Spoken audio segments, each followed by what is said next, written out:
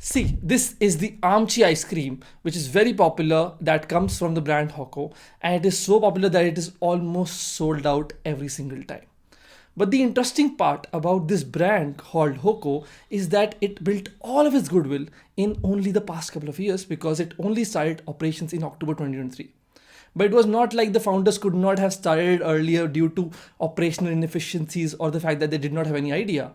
But it was all because of a legal obstacle that they had, which was a non compete in this case. And this non compete came into play because the founders of this HOCCO brand, which is the Chona family, are also the founders of a very popular ice cream brand called Have More, which they eventually sold to Lotte, which is a global giant. And in this mergers and acquisition transaction, it was clearly provided that the Chona family will not be entering in the ice cream industry for the next 5 years, and that were the terms of the non compete that they signed.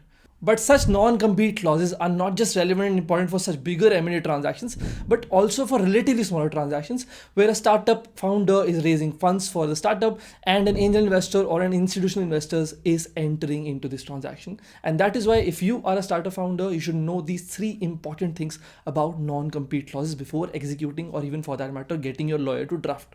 The first thing is that the non-compete should be very specific. It should clearly specify as to what the other person is being prohibited from doing. And if it is not really specific and it is vague, then the enforceability of such clauses becomes a problem. Secondly, the duration should be clearly specified in the non-compete for how long is it going to operate, whether it be for 1 year, 2 years, 3 years, but it cannot be in perpetuity. And the third thing is that in any non-compete, ideally it should always have a geographical area as to where this non-compete is going to be operating. It should not be left to the entire world, because in that case, it might be very vague and the enforceability can become a problem.